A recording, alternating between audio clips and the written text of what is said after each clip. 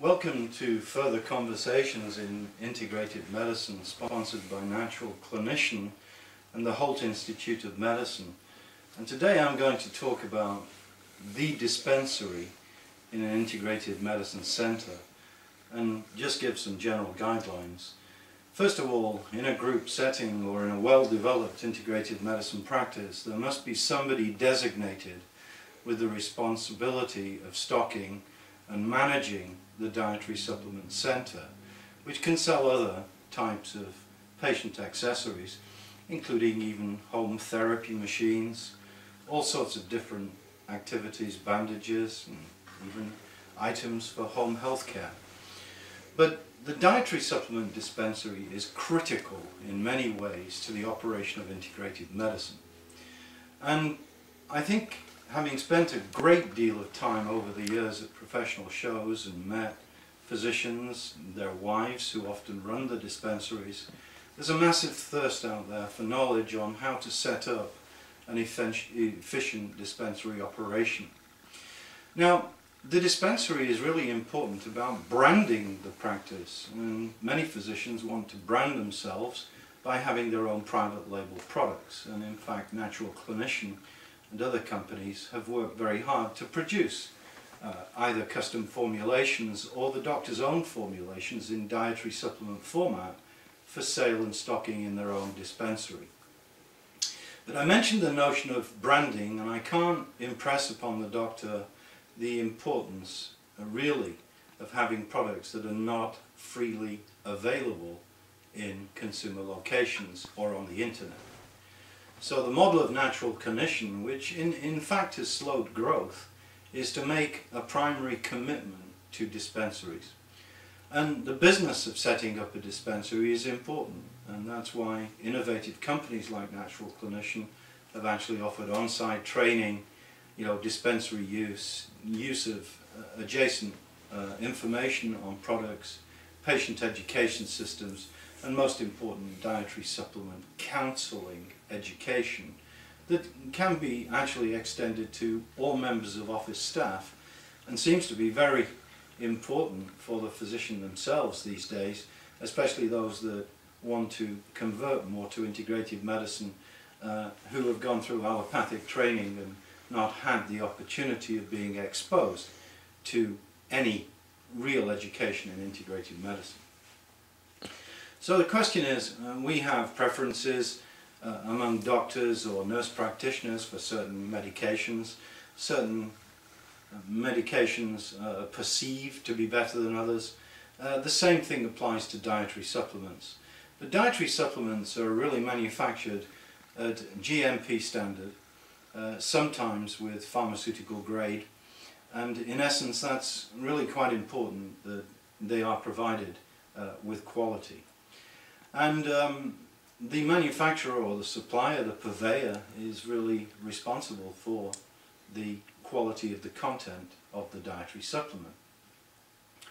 But I see a lot of practitioners using single supplements and not really moving with the times in terms of how the consumer or practitioner is finding supplements easier to use.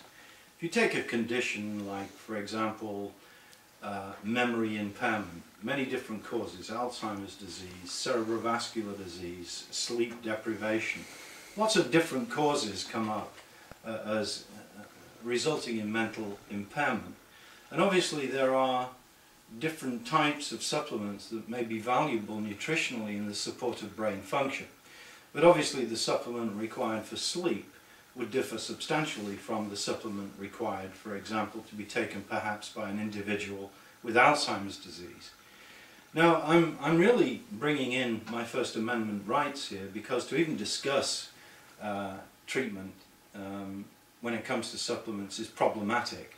And I write a column for the Townsend Letter where I've been very careful to disclaim these ideas of treatment, except to say that we've discussed the enigma that exists on how we practice integrative medicine and comply with doctor watches or regulatory agencies.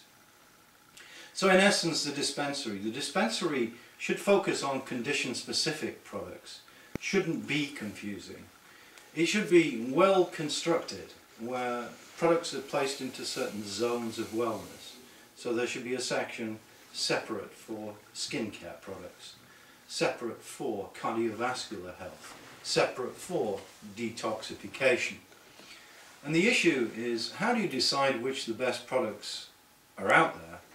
Well, modern nutraceutical formulations aren't single simple substances, and certainly I've been teaching at many societies like ICIM and the Anti-Aging Society, and I've been stressing the role of synergistic formulations.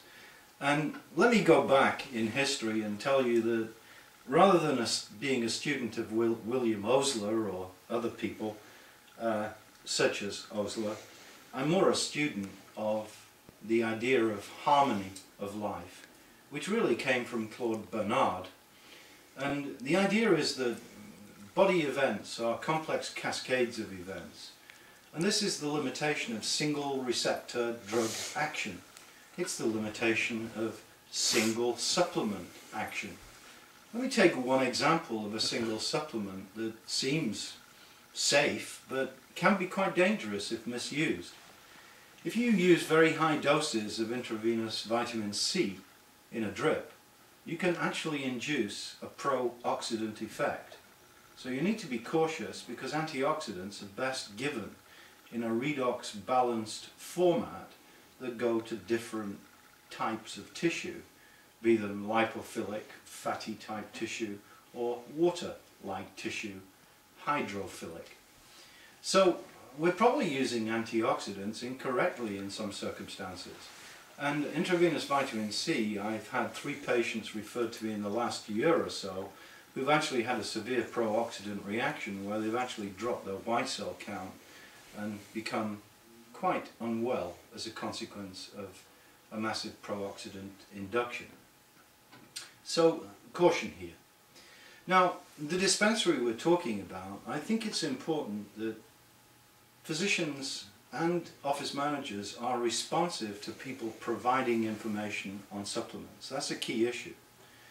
Supplement purveyors, I think, are a little bit like the pharmaceutical industry. They want to get the physician's attention, and I think it's important that the physician and the office staff look for an evidence base supporting the product use and look for innovative condition-specific technology. I'll get back to Claude Bernard and indicate that when there's a complex cascade of body events, you need a multi-pronged approach. So the idea of complex formulations that contain many nutrients, botanicals and herbals that have an evidence base to impact that circumstance is really the direction of modern nutraceutical technology. How do we get there? Well, we get there by education. We have to know that valerian is a sedative that induces sleep, but we don't use it by itself. We have to know the vast application of melatonin, but we don't use melatonin in high dosage by itself. It has problems. So if you're looking at a sleep formula, say a simple situation where 100 million people have a problem in the United States, a very good product is a cascade product that contains a little bit of the vampire hormone melatonin, an adaptogenic blend of herbs with the sedatives, but adaptogens like ashwagandha, sedatives like lemon balm, and perhaps small nutrient additions like magnesium for muscle relaxation. Additions such as 5-HTP, really an analogue of tryptophan. These are all inducers of different aspects of this complex cascade of sleep. What's the advantage? Well, you can use smaller doses. That means safety. No tolerance develops because you're accessing multiple body functions, and with these products you don't tend to get addictions. So these are some of the general principles, but it really is all about creating a business model and creating education, and the key to this is the education of the office staff in dietary supplement counseling and those conditions that associate with the correct use of supplements. So thank you for listening to what I think is a very important module of conversation.